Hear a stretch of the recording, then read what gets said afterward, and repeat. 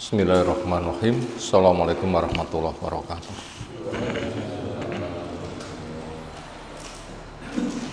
Alhamdulillahirabbil alamin. Alladzi hadana li hadza wa ma kunna linahtadiya laula an hadanallah. Wa asyhadu an la ilaha illallah wahdahu la syarikalah. Wa asyhadu anna Muhammadan abduhu wa rasuluh.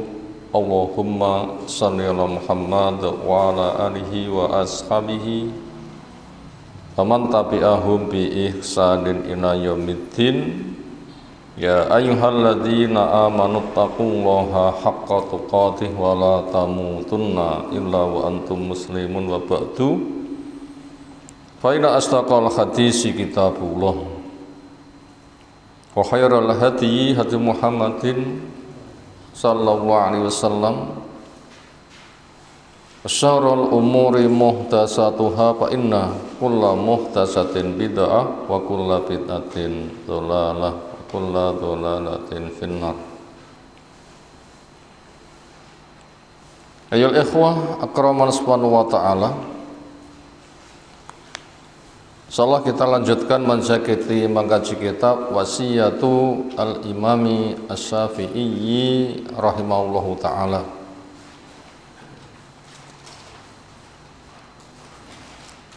Salah satu dari murid Imam Malik rahimahullahu ta'ala. Imam Malik generasi tabi'ut tabi'in, murid yang istimewa, ilmunya luas, kesolehannya seolah luar biasa, keikhlasannya seolah luar biasa. Tandanya apa? Keikhlasan itu ada, yaitu Allah menyebarkan kebaikannya, sehingga ilmu yang tersampai itu umur dia yang kedua, umur dia yang ketiga. Seorang diri punya satu umur, punya satu murid, umurnya yang kedua, punya dua murid, umurnya yang ketiga, punya 1000 murid, berarti dia memiliki umur 1001 orang. Semakin banyak murid, semakin banyak umurnya. Itu merupakan keberkahan Allah yang diberikan kepada orang yang mau menyampaikan ilmu. Sampaikan atau ikut sukseskan, berangkat dari mencintainya, sehingga nanti akan berjalan di jalan yang lurus. Berikutnya kita masuk poin yang ke-9, halaman ke-9.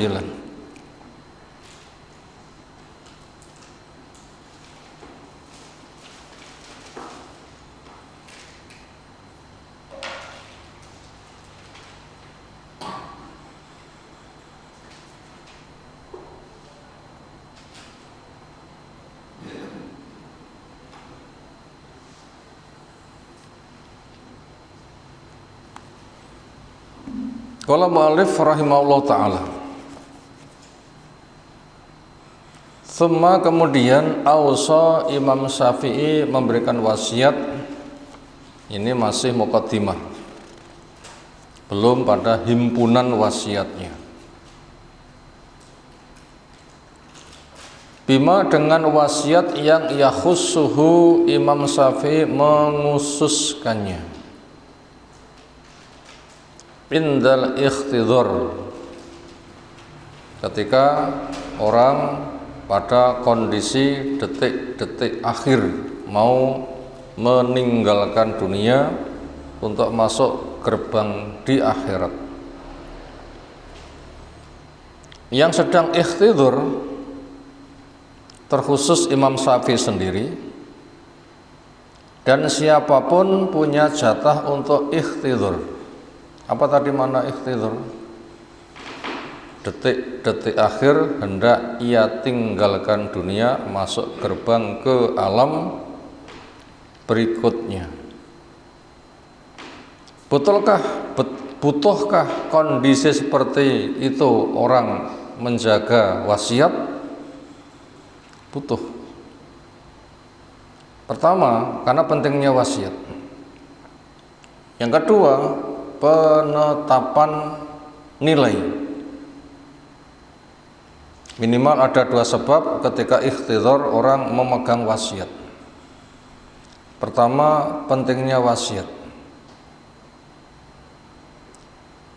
Karena dia salah satu dari kunci selamat dari kerugian.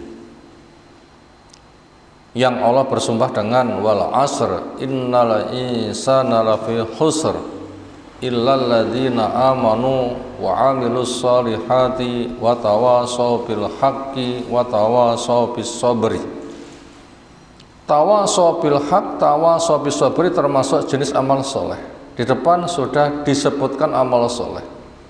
Kenapa amal soleh itu diulang-ulang? Karena penting.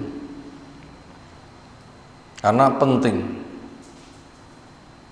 Karena ikhtisos memiliki nilai khusus, sehingga dia salah satu cara untuk mentas dari kerugian.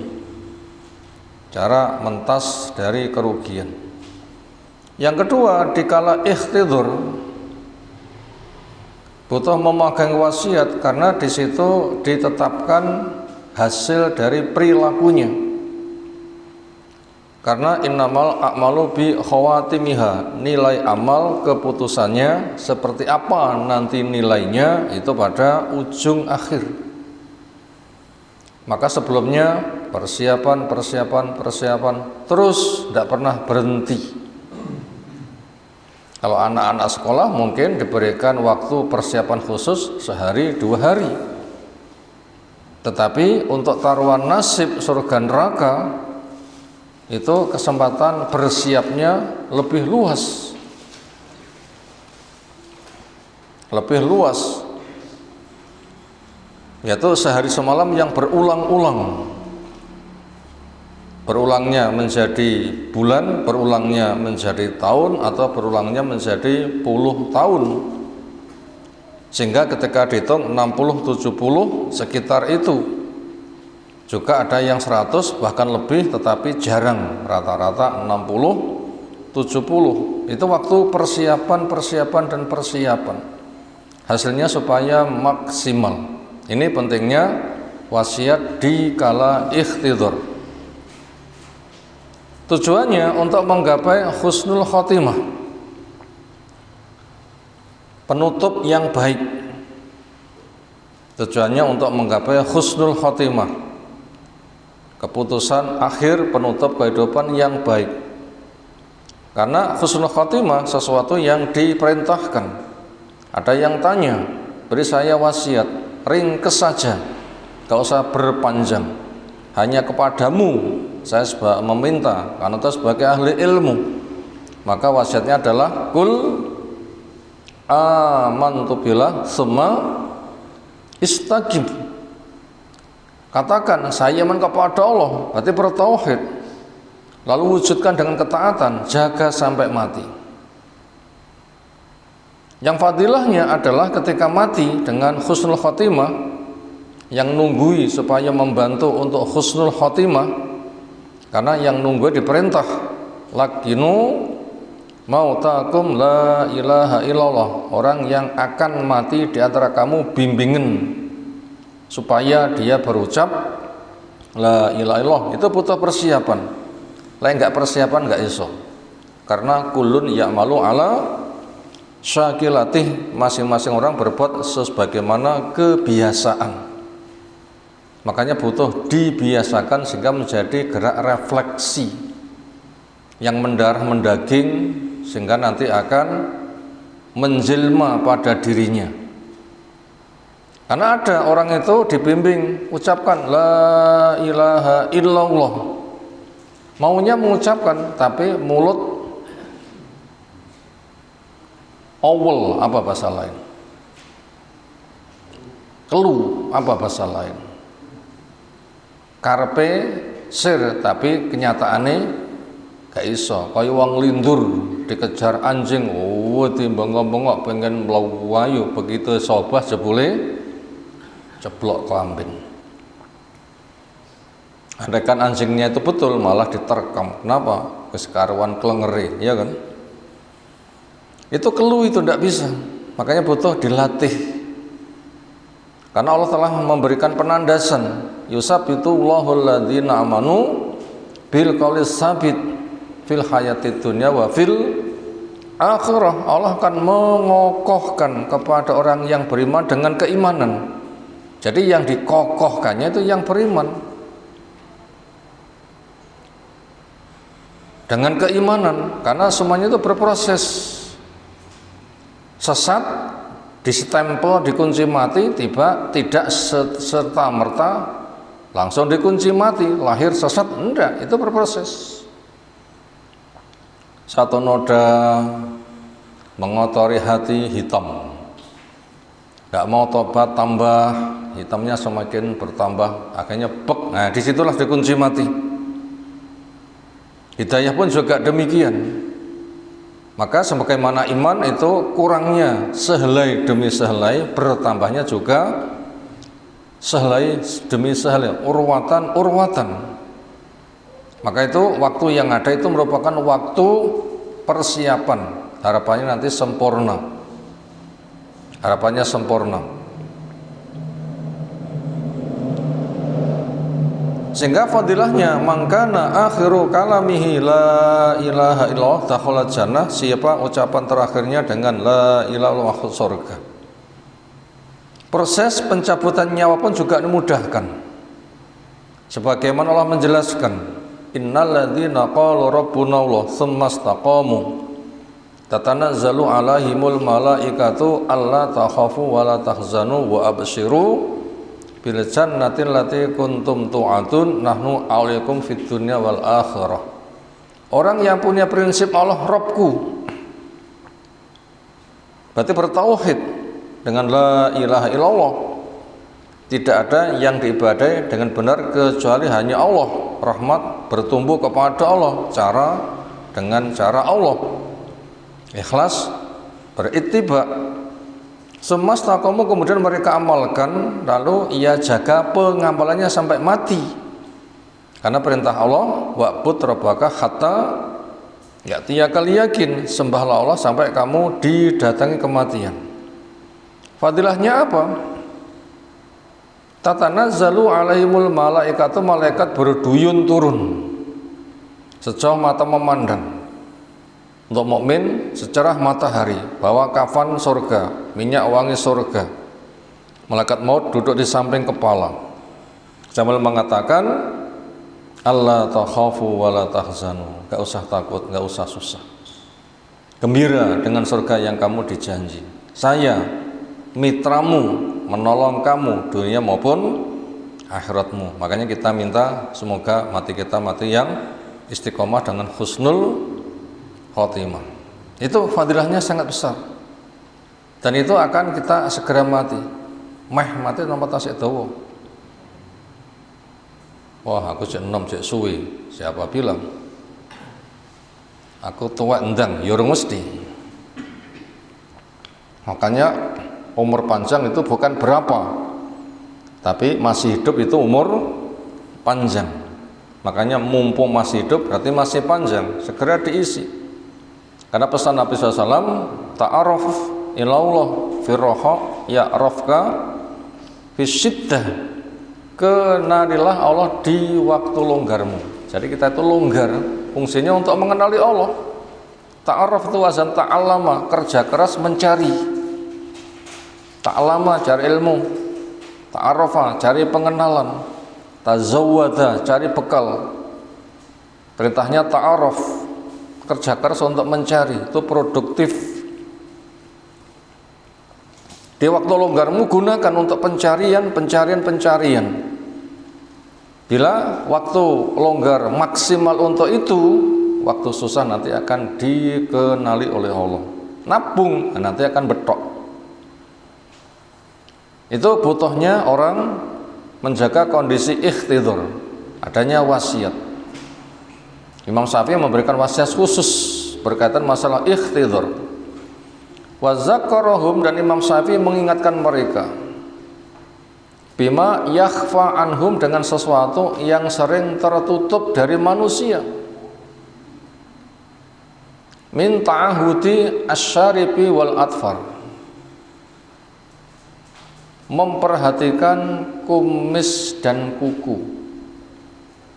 Artinya banyak orang yang kurang perhatian kumis dan kuku. Secara umum dianggap kecil dan sepele.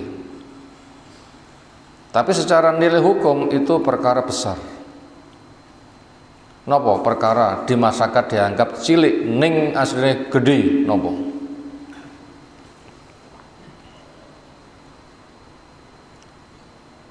Ngomong kono kene niku lek ra ngrasani rapate asik ngoten nggih. Cothok wong rono rene sing paling asik ngomong nopo? Lek ra gibah niku ibaratnya ya sayure kurang garam ngoten nggih. Lek ra nyritakne A, lek ra nyritakne B, lek ra nyritakne C, rapate mantep. Ing mongko itu perkara besar. Tapi dianggap kecil. Termasuk Nabi SAW lewat area kuburan, dengan wahyu diberitahu ada 2 penduduk kuburan sedang disiksa. Bukan dosa besar tapi besar. Artinya orang tidak menganggap besar padahal itu perkara besar. Buktinya siksa kubur. Berarti musibah sakit itu tidak bisa menggugurkan dosa. Maka dosa niku musibah terberat. Tiang merong mati pas loro sambat, piye larane? Bae, lorone setengah mati. Kaya tau ngrasane mati muni setengah mati. Lek jek setengah wis kaya ngono, upama genep mati kaya ngopo? Nah, sementara itu sangat berat. Ternyata itu tidak bisa menggugurkan dosa tadi. Buktinya terkena siksa kubur. Apa itu? Satu, bergaul merono mrene adu domba. Ya berangkat nyeritakne A, nyeritakne B dengan negatif, A, B sing dadi korban cerita ketemu gelut. Yang kedua, ketika buang hajat tidak jaga kebersihan. Sehingga ketika sholat badannya gak suci, pakaiannya tidak suci, tempatnya tidak suci, enggak sah. Lebih bahaya lagi ketika sakit mengkonsumsi air seni. Lek kencing asli kencing, sisa pengolahan minum itu di dalam perut gak mengapa. Tapi bila kencing itu sengaja diminum, nah ini yang menjadi prahara.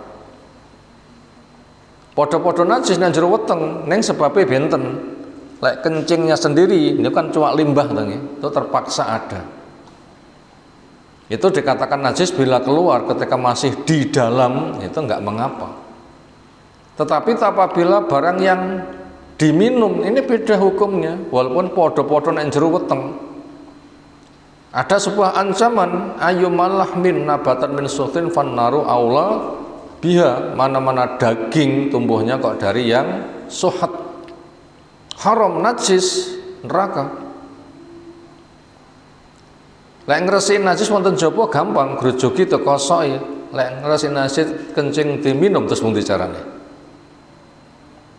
Nggak berat. Itu lebih parah, walaupun kata dokter bisa untuk menjadi obat. Tetapi walaupun dikatakan benar, tapi itu obat yang diharamkan.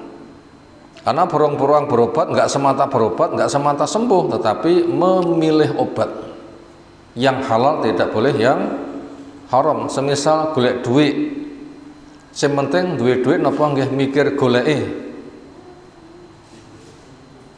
Ya mikir goleke. Tiang pengen duwe anak, sing penting duwe anak napa nggih perlu mikir carane. Ya sebatas mikir sampeyan duwe anak, yes. Sapa kono gelem samber ngoten nggih. Apa bedanya dengan hewan? Berobat pun juga demikian, nggak boleh punya memiliki prinsip sing penting mari, bukan.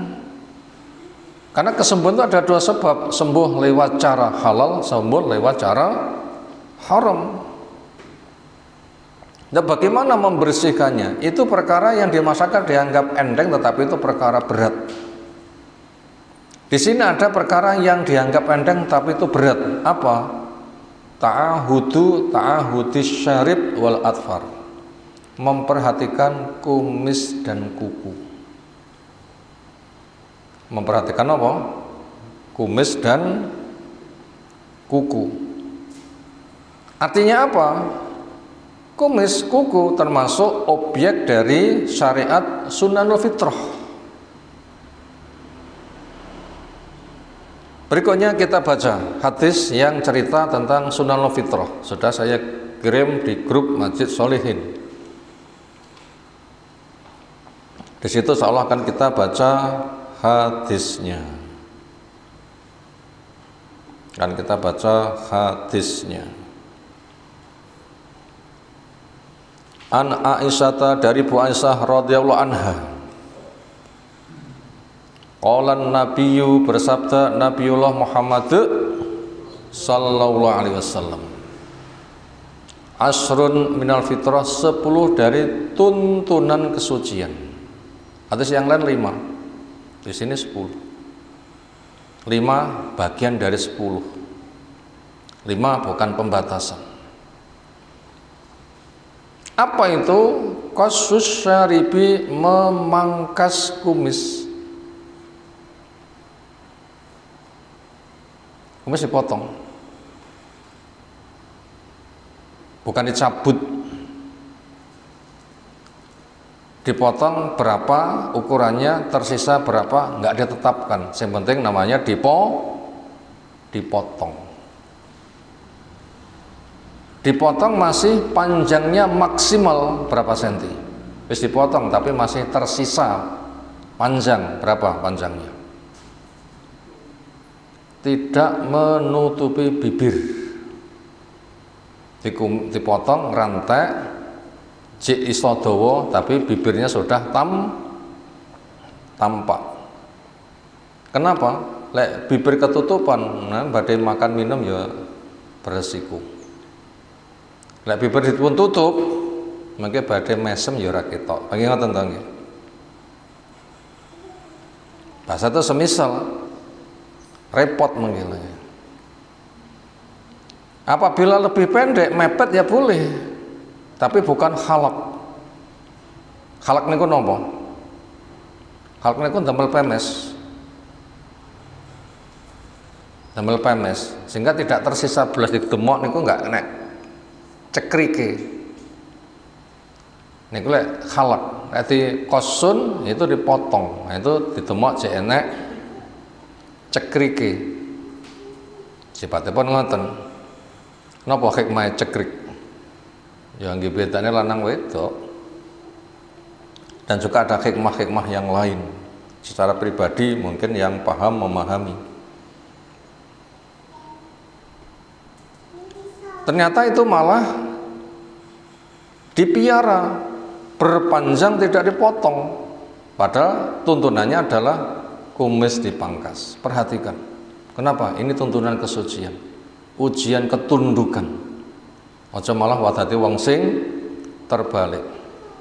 Yang kedua, wa ifa'ul lihyah, memelihara jenggot. Dipiara berarti tidak dipotong. Dipiara tidak dipotong, ditokne wae, itu namanya dipiara. Walaupun ada yang berpendapat oleh dipotong, disisakne, aneka digenggam, itu masih sepanjang genggaman, sisane wae. Ada yang mengatakan begitu. Tapi benar apa salah saya tidak tahu. Yang pasti dalilnya berbunyi wa ifa'ul lihyah. Itu tuntunan kesucian. Ini ujian ketaatan. Sami'na wa ata'na napa mboten. Napa cek berkelit golek alasan. Apa alasannya? Semata awal nampa hukum atau ada sebab yang diperbolehkan. Makanya masing-masing itu supaya perhatian. Itu yang kedua. Yang ketiga wasiwaku siwak. Istisnan, membersihkan kotoran yang nempel di gigi. Kapan dianjurkan siwak? Sak wayah-wayah bau. Mungkin mau tidur supaya tidak membusuk.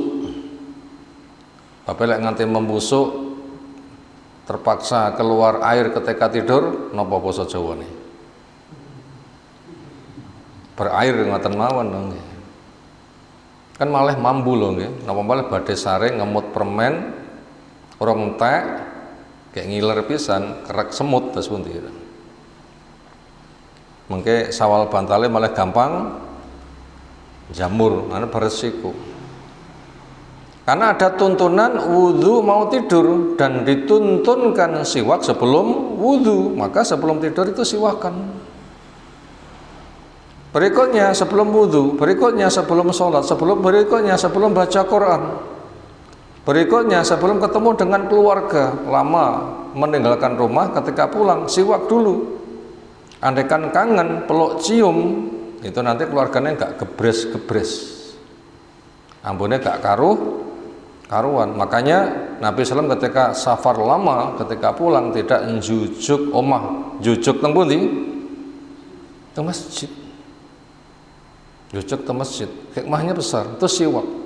Itu bukan semata kebersihan, tapi itu disebut sebagai tuntunan kesucian. Berikutnya istinsyaqul ma', menghirup air ke hidung. Bersama berkumur satu cawukan langsung melebu mulut hidung. Yang di mulut diputar-putar, setelah itu nanti diistinsar, disembur. Itu membersihkan lubang-lubang hidung, itu namanya istinsak. Makanya termasuk sapa sing pilek, obat sing murah meriah napa? Istinsak ngenten sak jebor, sedot nganti pengar tokne, sedot nganti pengar, salah niku mangke bakterinya berkurang, penyakitnya juga berkurang, sehingga tidak usah mencari obat. Karena di antara sebab pilek itu kakian bakteri. Istinsak itu penting. Berikutnya qasul atfar, mengerat kuku, sehingga tidak ada kuku dawa-dawa poneh ireng-ireng. Lek kesukaane pun ibu-ibu ngingu kuku dawa gak di warna-warni, dinapane jenenge dipitek terus pundi, ya sama nggak boleh, sama nggak boleh, potong itu kuku. Banyak itu yang kelindren. Berikutnya wa ghuslul barojim, dan mencuci al-barojim. Apa itu al-barojim? Kerutan jari. Kerutan jari. Jari niku berkerut mboten? Itu ndak boleh sembrono. Harus bersih. Rata ditekuk nanti biar terbuka, betul-betul bisa dibersihkan, sabun monggo. Berikutnya wa natful iti, mencabut bulu ketiak. Dicabuti itu, bukan dipotong. Berikutnya wa halqul anah, nyukur gundul bulu kelamin.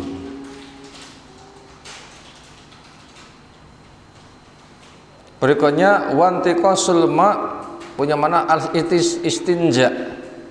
Selesai BAB atau buang air kecil, itu dibersihkan sebersih mungkin. Bahasa Jawane cebok. Bahasa Indonesia nggih, cebok. Bahasa Jawane wonten sing meh padha. Kalau tidak ada air, boleh menggunakan batu. Yang paling bagus batu bisa nyesep. Menggunakan tisu silahkan nyesep.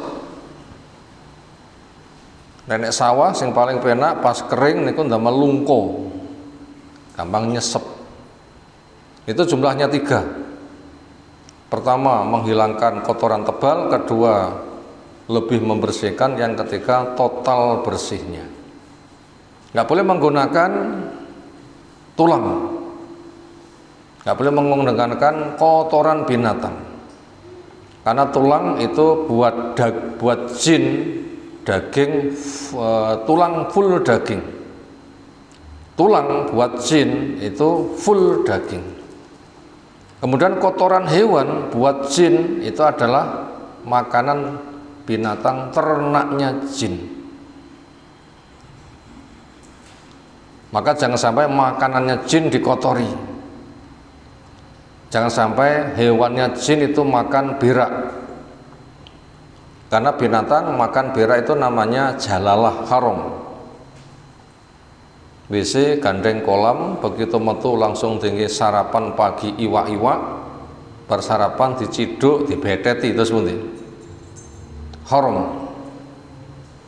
itu kudu dipindah kolam, diberikan makan yang bersih. Diduga nanti sudah terjadi sirkulasi. Unsur tubuh hewan itu sudah berganti dari makanan halal, itu baru boleh dikonsumsi.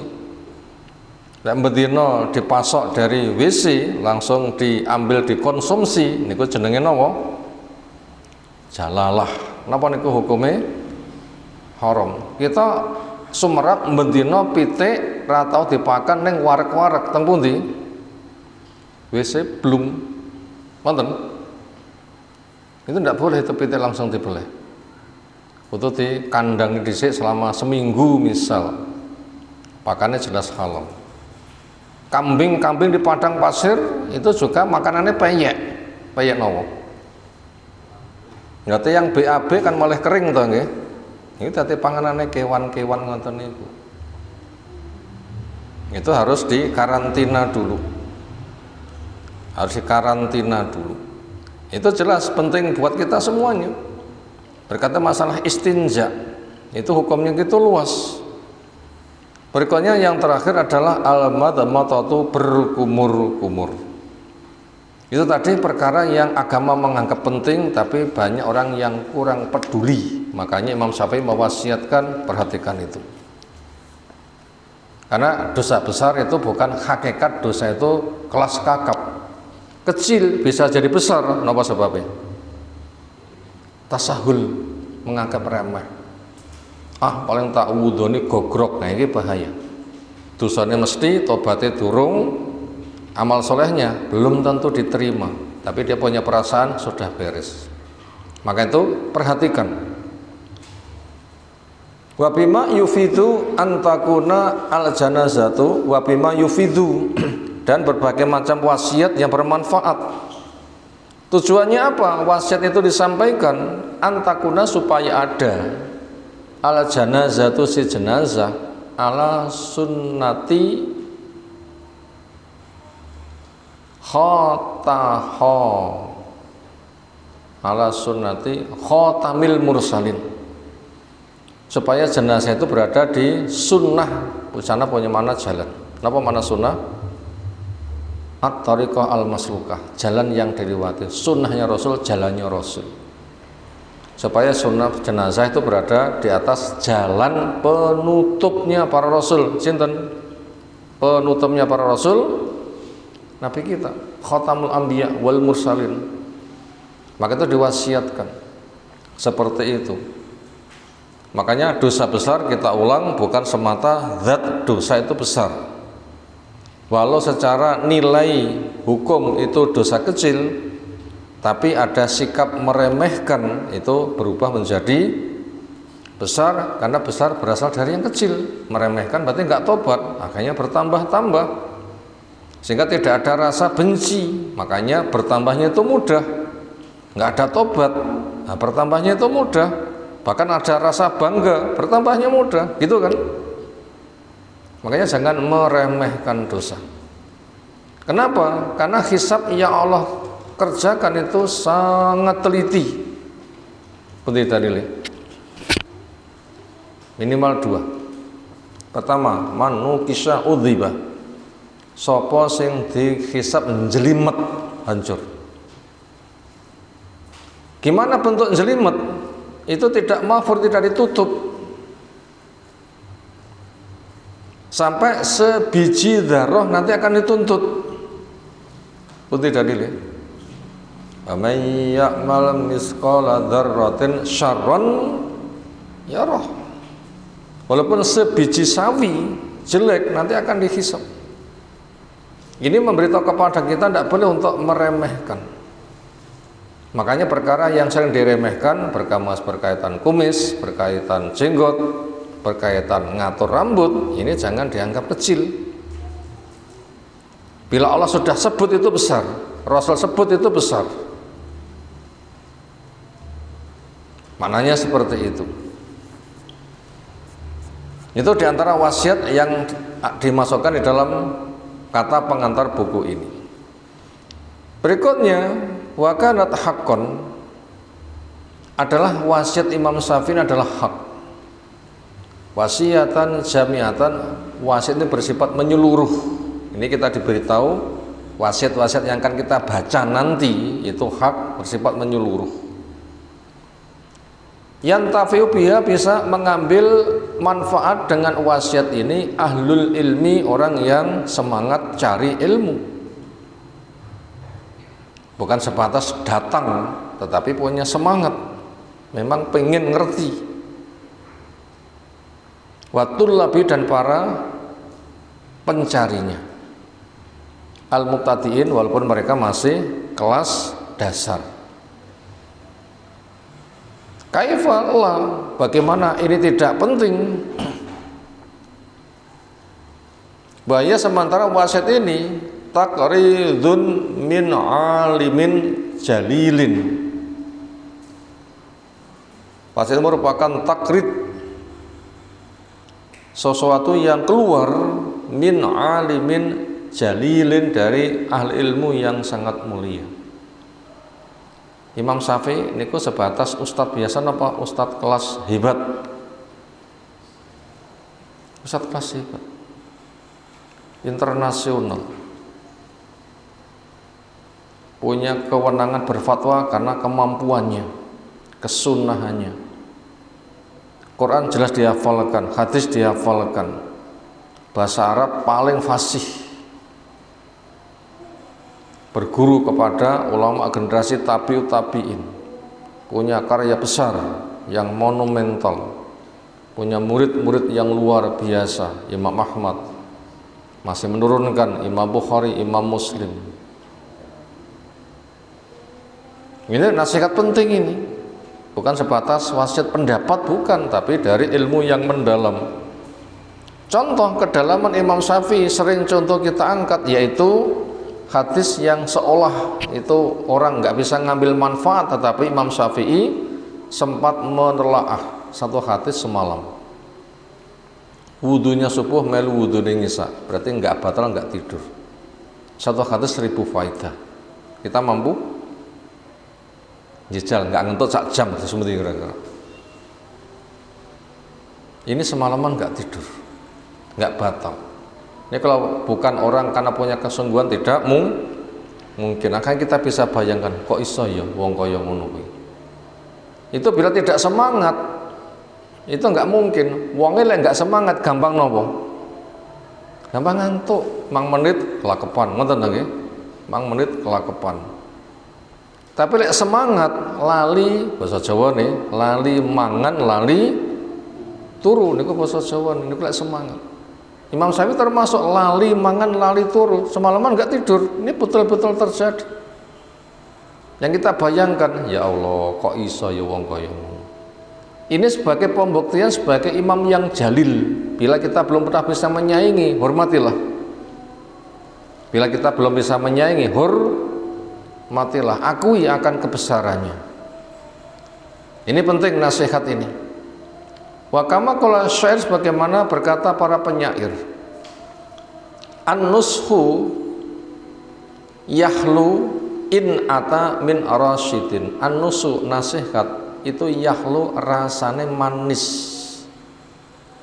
In ata, jika nasihat itu datang, min rasyid, dari orang yang rasyid. Ada khulafa rasyidin, orang yang mampu membimbing, ahli ilmu. Imam Syafi'i termasuk ahli ilmu. Wa aladzu, dan nasihat lebih manis, lebih lezat, minhu, daripada orang rasyid, idza ata, bila datang, min arsada, dari wong sing luweh rasyid. Imam Syafi'i termasuk rasyid, Imam Malik termasuk rasyid, para tabi'in termasuk rasyid, tabi'in termasuk rasyid, sahabat termasuk rasyid. Sinten sing paling rasyid? Yang mesti benar, tidak pernah bicara dari hawa nafsu, itulah Nabi Shallallahu Alaihi Wasallam. Makanya wasiat itu penting, perhatikan.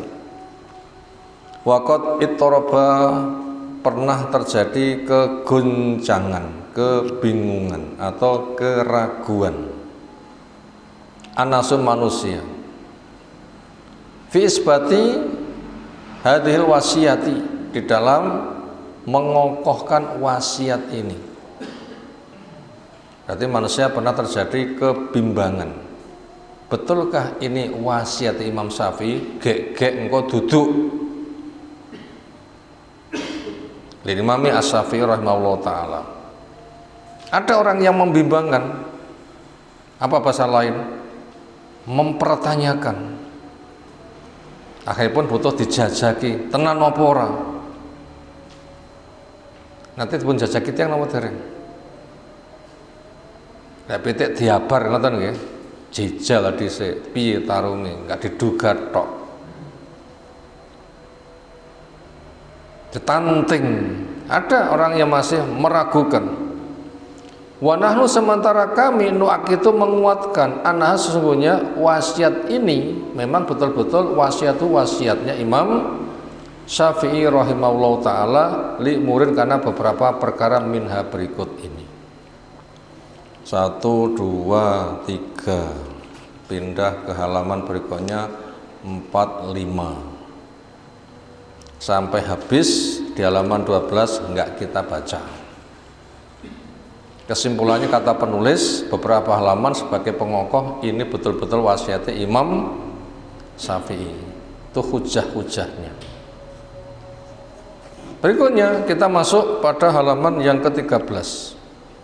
Yang kesimpulannya buku ini adalah betul-betul wasiatnya Imam Syafi'i. Alasannya di muqaddimah telah ada walaupun tidak terbaca. Kita sampaikan kesimpulannya saja. Kenapa? Saya khawatir nanti bosan. Tapi merujuk buku ini dalam halaman sekian, buku ini halaman sekian. Ini biasanya layar agak ada kebetulan gampang ngantuk mboten. Makanya kita simpulkan saja, percaya itu memang kuat ya sudah. Berikutnya kita masuk di halaman 13, Tarjamatul Imam Syafi'i, biografinya Imam Syafi'i. Napa biografi ini?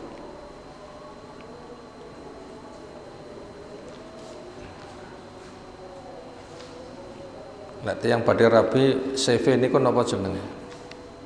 Biodata ngoten ya. Nah, seorang tokoh bagaimana warna kehidupannya dijelaskan demikian itu biasanya namanya biografi, menjelaskan profilnya seperti apa sehingga layak untuk dijadikan ulama besar. Yang menjelaskan profilnya seperti apa itu namanya biografi. Kita akan melihat bagaimana biografi profil Imam Syafi'i itu seperti apa.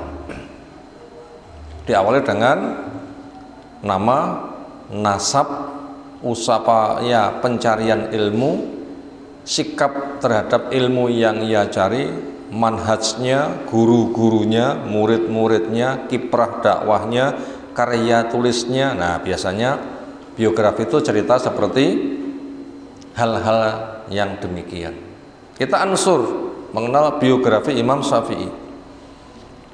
Dia namanya Muhammadun, bapaknya namanya Idris, kakeknya namanya Abbas, buyutnya namanya Utsman, canggah namanya Syafi', bapak, mbah, buyut, canggah, waringnya namanya Saib, udeg-udegnya jane Ubed, gantung siwore Abdul Yazid, sanduri gantung siwur nopo ke-8 lek ngoten nggih. Itu Hasyim. Itu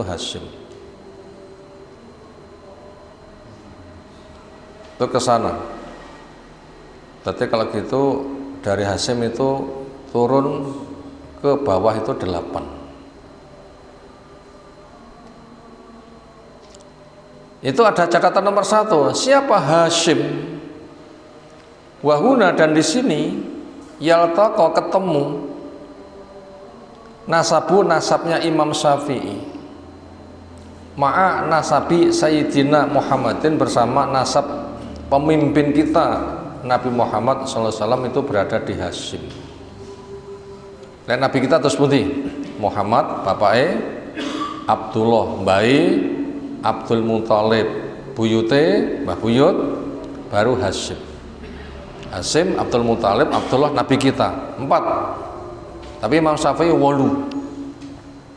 Kalau begitu ini adalah Bani Hasyim. Nabi kita juga Bani Hasyim. Kalau begitu termasuk Ahlul Bait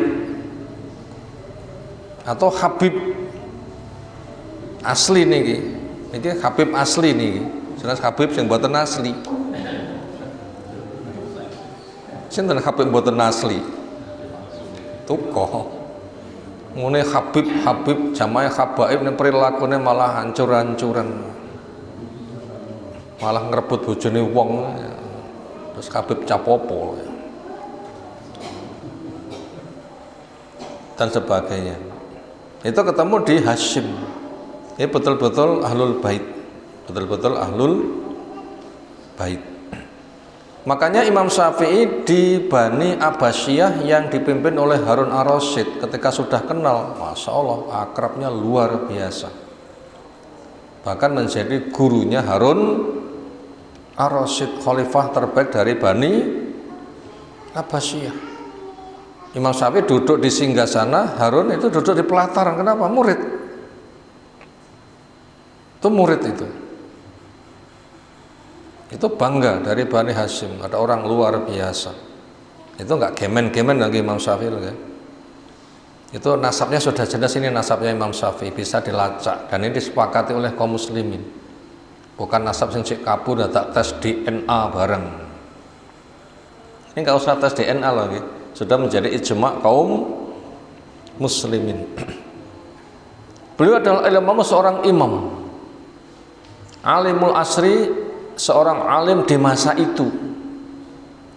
Nasirul hadis sebagai pembela hadis. Makanya termasuk Imam Syafi'i punya prinsip idza shahhal hadis bahwa madhabi, bila hadis itu sahih itulah jalan yang ketempuh. Juga pesan beliau, bila kamu melihat fatwaku kok nyalai hadis, fatwaku guaan, hadis ambilan. Fatwaku guaan, hadis ambillah. Luar biasa. Faqihul millah, Allah. Orang yang faqih, pemahaman mendalam pada agama ini. Itulah kunyahnya Abu Abdillah Al-Qurashi Asy-Syafi'i. Kunyahnya nana adalah Abu Abdillah, itu secara nasab keturunan Quraisy. Asy-Syafi'i itulah Imam Syafi'i karena dari mbah napa niki jenenge Syafi'i. Oh. Idris bapake, Abbas mbae, Utsman buyute, Syafi', nah itu termasuk canggai. Wulida Imam Syafi'i dilahirkan di Ghuzzah, di Gaza, di Palestina. Suma rahilat bihi ummuhu, kemudian sang ibu menempuh perjalanan bersama Imam Syafi'i ila Makkah, ke Mekah, karena bapaknya di sana meninggal, yatim. Bahwa sementara Imam Syafi'i di kala itu Ibnu Amain, anak berumur 2 tahun, sudah yatim.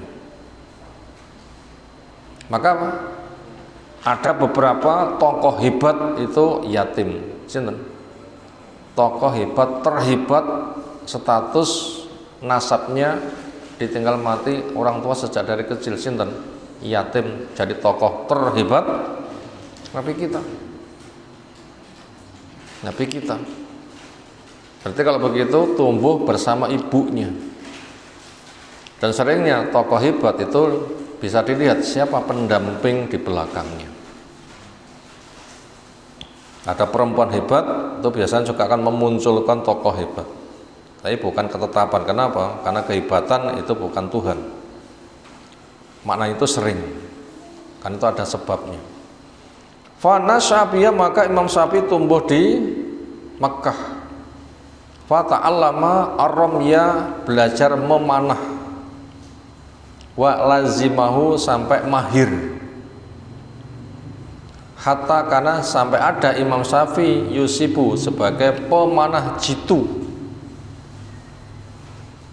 minal asroh, dari anak panah yang jumlahnya 10, tis'atan yang mengena sasaran itu adalah 9. Hebat betul. Hebat niku. 10 kali memanah sing meleset hanya 1. Yang 9 tepat sasaran, namanya pemanah jitu. Berikutnya talabuhu lil ilmi, bagaimana pencarian Imam Syafi'i terhadap ilmunya. Wa talaba al ilma, Imam Syafi'i mencari ilmu mundus sighari, sejak kecil. Qala al-Humaydiyu sami'tu asy-Syafi'i yaqul, saya dengar saya Imam Syafi'i sendiri cerita. Kuntu yatiman, saya anak yatim, fi hijri ummi, di dalam asuhan ibuku. Walam yakun laha, dan ibuku tidak memiliki ma tu'tini, apa yang ibu memberi kepada saya, lil muallim. Jadi sekolah butuh bayar uang SPP, ini kebetulan gada. Yatim bayar SPP ya nggak ada duit. Bagaimana terobosan pengganti SPP-nya? Wa kana al-muallimu, ada gurunya, qad radhiya minni, betul-betul ridho kepada saya, walaupun saya sebagai murid gak iso bayar SPP, tapi guruku seneng karo aku. Apa alasannya? An akuma, karena saya bisa mengurus ala sibyan, terhadap anak-anak didiknya. Reso bayar tapi bocah prigel, ngemong. Anak didiknya sang guru, idza ghaba, bila gurunya ndak ada. Berarti sholat itu menjadi guru nopo nggih? Asisten guru. Guru pokok gak ada, Imam Syafi'i yang siap ngajari. Tapi murid pada murid, tetapi gurune koncone. Kelasnya murid dengan murid, tapi gurune koncone. Buktinya gurunya sedang pergi, repot. Imam Syafi'i sebagai guru mampu. Ada di sebuah sekolahan, gurune terlambat dengan sebuah sebab yang syar'i. Begitu teko sekolahan dikira bocah guyon, nen teko sekolahan ndak enek bocah, gurune rotok stres, bocah iki minggat nyanti. Dong itu bengi jebule nek masjid ada guru baru. Siapa? Salah satu dari dia itu ngurang konco-koncone, ada sejarahnya. Kayaknya itu berulang bila kisah itu benar.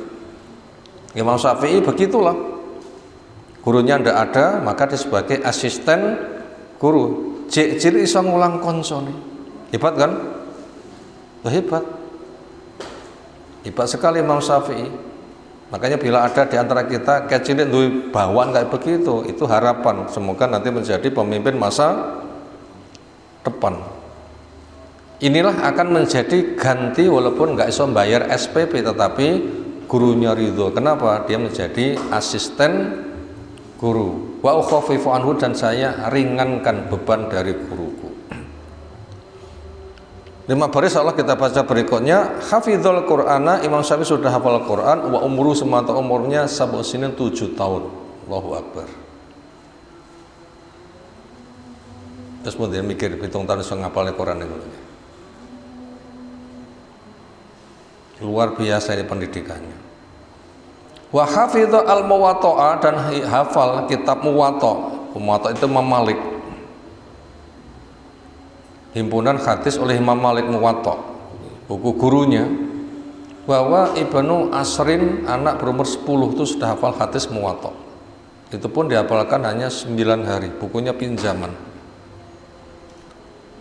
Wa ana, dan sangat peduli bil lughati, pada bahasa Arab, wasyairi, dan syair. Sehingga diceritakan sampai masuk ke pelosok-pelosok mencari bahasa yang masih murni. Tiang niku menawi pengen mendalami bahasa niku teng desa napa teng kutha? Teng desa sing dereng kecampuran bahasa sana sini. Yang kutha ngoten bahasane ra karuan. Ke pelosok yang itu masih terjaga murni bahasanya. sampai syair yang jelimet itu dipelajari. Qala Al-Mubarrad itu nama seorang pengamat yang mengamati Imam Syafi'i, menceritakan karena Syafi'iyu min asy'arin nasi, dari penyair topnya manusia, topnya penyair yang paling jos. Wa adabina, manusia yang adabnya paling beradab.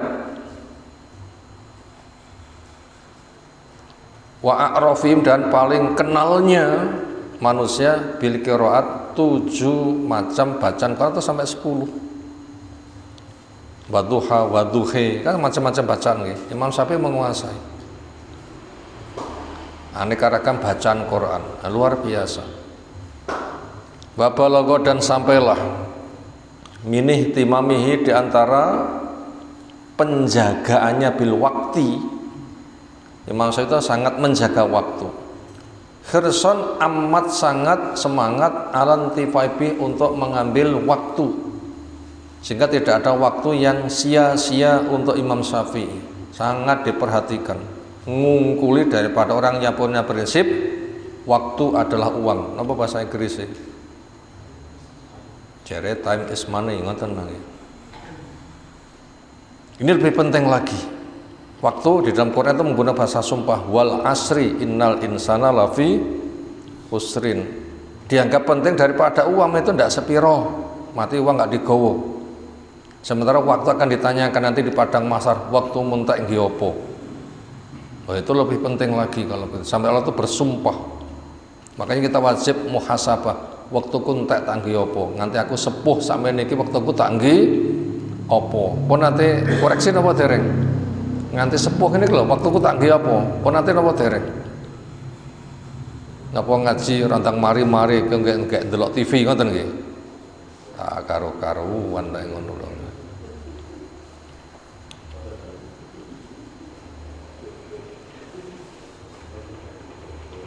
Sampai ada bahasa lain, orang itu memperhatikan waktu ketika ndelok uang, waktu itu sia-sia. Komentar, pomo wong sing menyia-nyiakan waktu ini didol hak tuku. Pomo kena didol, waktunya bakal tak tuku. Rumah sakit kurang waktu, kono kemanglah tinggi sia-sia senda gurau, hanya tinggi mangan turu. Ya ndak apa-apa makan tidur, tapi ojo nganti entek untuk apa? Makan tidur. Itu secukupnya saja makan, secukupnya saja tidur, sisanya harus dimanfaatkan. Apalagi di bulan Ramadan, Imam Syafi'i itu khatam Quran 60 kali. Sak jam niku 4 juz murojaah cepet. 7 jam setengah 30, 15 jam khatam 2 kali. Ya kita sami. Rong mesti 15 jam sak juz selesai. Nggih. Nanti khatam sesasi sak juz, sak Quran sesedina sak juz nate. Oh, cek mikir angel. Mula bar salat iku sempatno juju aja lamcing. Napa lamcingku? Salam mak plencing ya mandhekolah maca-maca sak halaman, maca rong halaman. Kok koyok sibuk banget super sibuk. Nyapa to jane sibuke? Tidak pancen sibuk baca Quran di rumah bagus, tapi kalau memang bukan, kita nanti akan ditanya waktu untuk apa? Akan ditanya itu. Imam Syafi'i memberikan contoh. Spesial Ramadan, bulan Quran itu sampai begitu. Tapi bulan selain Ramadan tidak boleh. Standarnya 10 dino pisan itu lagi khatam. Bila selain bulan Ramadan. Bulan Ramadan boleh. Itu memang bulan Al-Quran. Sampai Rasul didatangi Jibril, Rasul membaca, Jibril sing nyemak. Itu memang spesial bulan Quran. Di Ramadan khusus boleh khatam sampai sedina 2 kali atau lebih bila mampu. Boleh. Tapi selain Ramadan tidak boleh. Pol 10 dino pisan. Sedina sesasi khatam ping 3. Annahu jazza'al laila, Imam Syafi'i membagi malam. Fasulusau al-awwala yaktubu, sepertiga yang awal untuk nulis. Wasaniya, sepertiga yang kedua yusolli. Wasalisa yanam, sepertiga sisanya untuk tidur. Gimana itu? Kita bisa menghitung. Ini kita mengangsur bagaimana biografi Imam Syafi'i. Bila ternyata dengan sebab seperti itu Allah memberikan nongkrah ilmu yang luas pantas. Lalu bagaimana kita? Nah, itu nanti bisa menjadi pendorong bagaimana kita bisa napak tilas jejak kebaikan Imam Syafi'i, karena cinta membuahkan semangat memiliki amal yang semisal. Demikian yang kita sampaikan. Subhanakallahumma bihamdika asyhadu an la ilaha illa anta astaghfiruka wa atubu ilaik. Assalamualaikum warahmatullahi wabarakatuh.